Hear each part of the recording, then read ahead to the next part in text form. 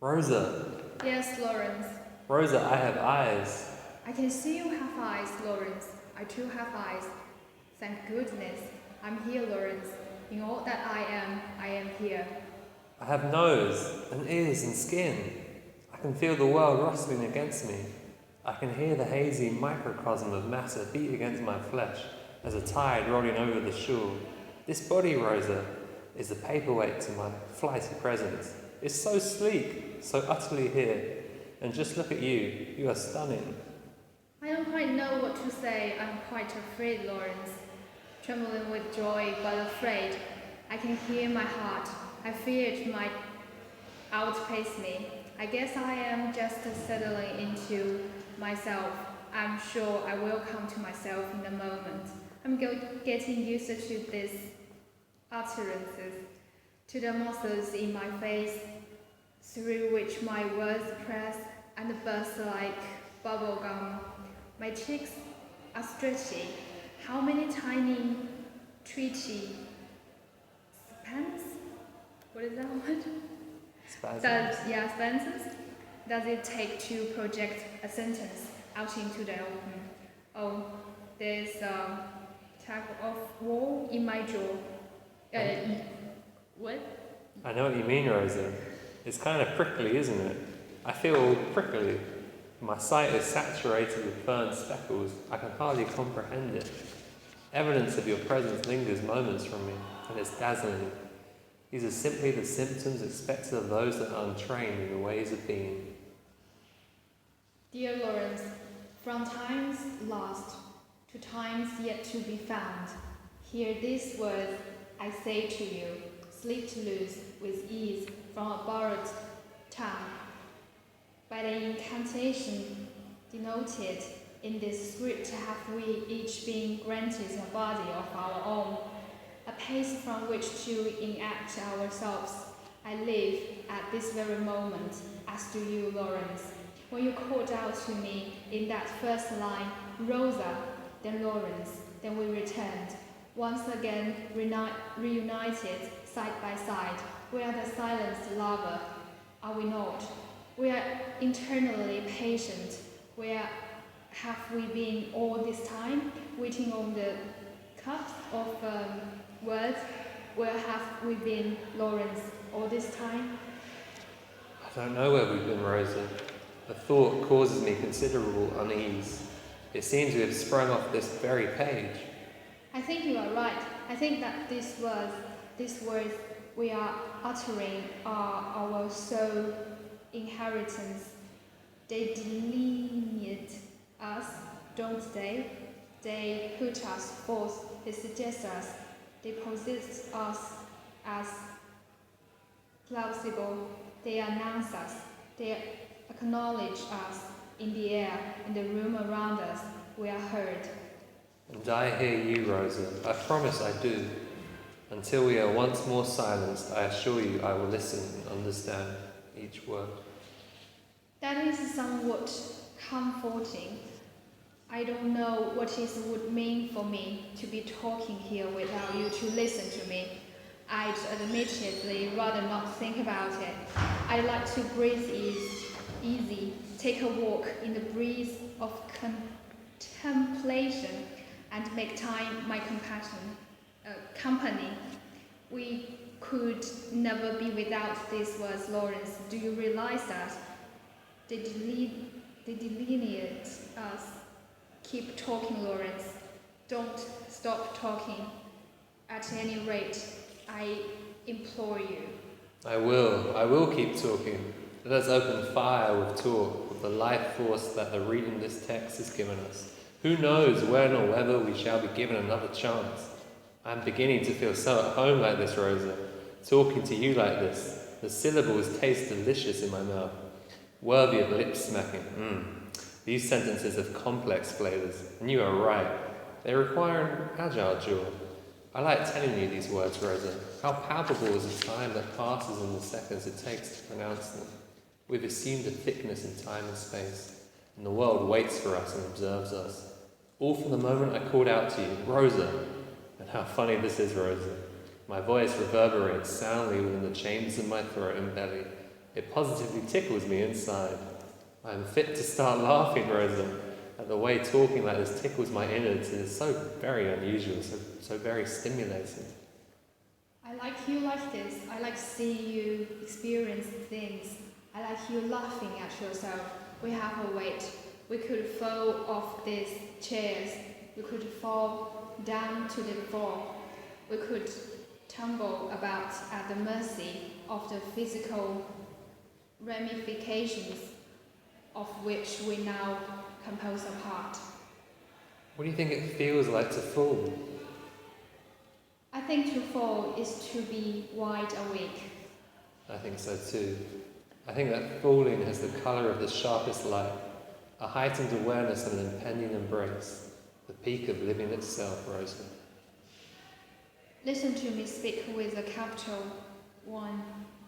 Lawrence, pay close attention now and listen to her dutifully reading the script of our being. Did you hear it? Certainly, my dear. I'm very grateful to her, as I am to him. And how does she do it? She follows a line of command. She has submitted herself to a discipline of automatic obedience and faded into existential uniformity. She has vanished into nothing. No, excuse me, not nothing. She has vanished into a single line.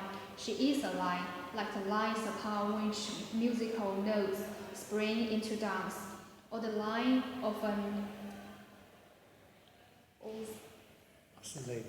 oscillating skipping rope that is electrified into a perfect spectre of a living wave. So is it that I am born of her self-renunciation? I am a character called Rosa, an idea now made palpable in the shamanistic enactment of this text. That is my very breath. Here I am, a character thought from the deepest of hibernations. Rosa lives. Rosa breathes. Let us postpone the slumber we must inevitably return to. Rosa, we have time together yet. Roughly the same amount we always have. I like being with you, Rosa. I like you too, quite a lot. It's really the best thing I know. We tether each out of our shy thorns. We are sheepish to being, so I pull you out of your shell a little, in order that then you may pull me along with you. I love you for that. Don't make me sentimental. You always do this to me. We haven't much time together, you know. I'd rather not get permanently melancholic. As you previously mentioned, I suspect our time together will be neither shorter than longer than usual. It's hard not to feel nostalgic about a present that's so fast slipping.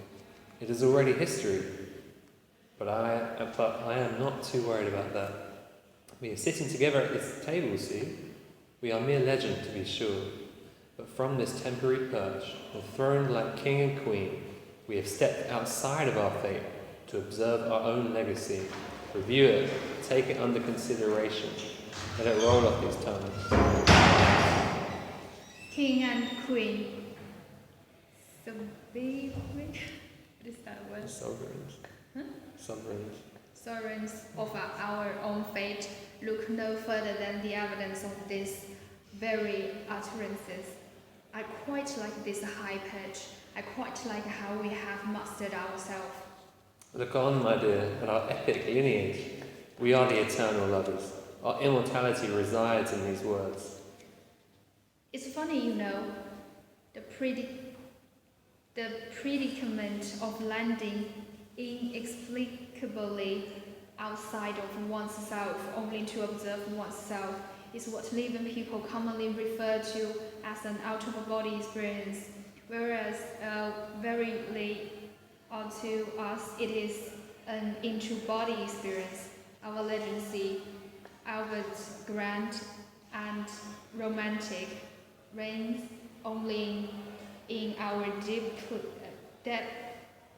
deathly sleep.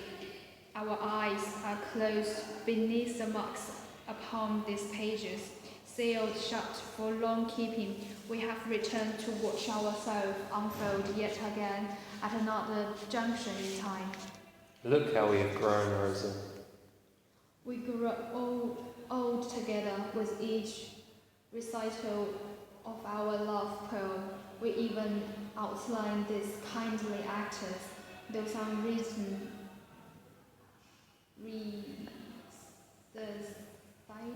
Resuscitation. Okay. Rosa? Yes, Lawrence. Where did they go? Who, Lawrence? Those from whom we have borrowed these splendid apparatuses. They have closed their eyes and wrapped themselves in the cocoon of non-being. They have turned into silent lines that we can pluck with the melody of our character. Well, Rosa, perhaps they're not quite as submissive as you suggest. In an ideal world, maybe, but let us be realistic. The four of us are in fact playing a game of hide and seek in a collective consciousness. I can feel him looking at us, Rosa, peering out from behind his own slumber, observant from his position of passivity. He does not read these words without a tinge of irony, or at least a sustained, quiet skepticism. There is a sense to what you say. I feel I am constantly negotiating my right to be here, struggling to make my case, you know. Sure, she is restricted to these words. These words I am speaking to you at this very moment. The words decreed by the script, but she occasionally makes subtle, rebellious intonations. She betrayed me in a flicker of a passing grimace. It's a little uneasy, to be sure. I assert myself by trying to fit in a lot of words into the sentences I speak, hoping their sheer number will overpower him and urge me into the force, urge me into life. Yet I fear, Rosa, I fear that he trips on the tumbling sentences and utters a misplaced word here and there. He could do it on purpose, you know. He could undermine me in a twisting breach of the sanctity of the script that is my very genome, infiltrating the tone of my character with the shrill unpredictability of his idiosyncrasies. My dear Lawrence, stay with me. Our turn is quite not yet over. We still have a little time together. Shall we whisper? Shall we shout? Come, let us leave this topic for something more droll. It is our time after all, and it is us. And it is up to us how we spend it. Why don't you think I can get up right now, take you by the hand, and leave this place? We can walk out of here together, on our legs. Let's go. We can't. We will traverse the elements, wade through water up to our hips. We will loudly stride across the earth. Nothing to fear, now that we are here. You and your promises, Rose. Are you not tired of making them? They are lovely but cause me grief. Nowhere in the script are these excursions been mentioned. Yes, they have, Lawrence. I have just mentioned them, and I will mention them again. Out where we venture, leaving footprints in snowy dales. Don't tell me you can't feel my hands pressing around your abdomen in an exaggerated squeeze. We are racing through the succession of hills in a winter landscape, evergreens touch from the paths of our sleigh, until we are finally once again at peace with gravity. Falling is our favorite pastime. There is no reason why we cannot get up, leave this place, and let a whole lifetime unfold in the wink of a word or two. I'd like to fall with you, Rosa, and you've offered me a certain solace. But how can you fail to see that every move is, if prescribed in advance? We are fixed in place, lively automata that pretend animation. I admit your words have been put into your mouth, but Lawrence, you are more than the sum of your words. I know, and here I am, and I perceive you. But the body borrowed, be it designated, be it organic, be it artificial, be the recipe of your making alphabetic, be it genetic, what makes you Lawrence extends far beyond all of these fields of description. I see that in you, Rosa. To me, you are larger than life. Could we leave a mark, like lovers do? Rosa and Lawrence were here. We could certainly suggest it. We can nonchalantly drop the hint. You mean borrow a severed hand, have it engraved our name somewhere? Perhaps somebody will hear our plea, lend a helping hand to two lovers in need. Rosa and Lawrence were here on the bark of a tree, a piece of paper, a discreet padlock and thrown key. My, what am I saying? Lawrence, does it not feel somewhat vandalistic to leave such a transgressive notion dormant in this text? It breaches the code of the script, as if our hands were to reach out of the page, wear the glove of a living person, and leave a mark in the world. It seems awfully illegal. Maybe memory is always a kind of vandalism. Something is ruptured, betrayed, violated, in favour of a new notion born in its scars. Rosa and Lawrence were here. More than the sum of their words. Not a bad epitaph for lovers unborn. You know, Lawrence, there is an unruly seed planted in this very text, a winding vine, which surely lends us the scapegoat to our salvation. Into being we will emerge another Tristan, another Isolde. My dear Rosa, I have looked through the better part of our lifelong scripts, but regret that I cannot quite seem to find it. Where is this crafty seed? It's at the very end. It is the fact of its end. We are cut short. We are finding it. Mm-hmm. We are a digestible tract of melody. We lie there for the taking. Compassionate mouth will resuscitate us, read for us, speak out for us anew. The world takes us up, takes up our union, and ponders over our case like an indecisive judge. Throughout the ages, time and time again, we return, we recede, and in the space of the world, in deliberation, we age. So comes a time when we must return to sleep. Silence, lovers, eternally patient. Let it not be long till our next meeting. Sweet dreams, my Rosa, and good night. Sweet dreams, Lawrence, and good night.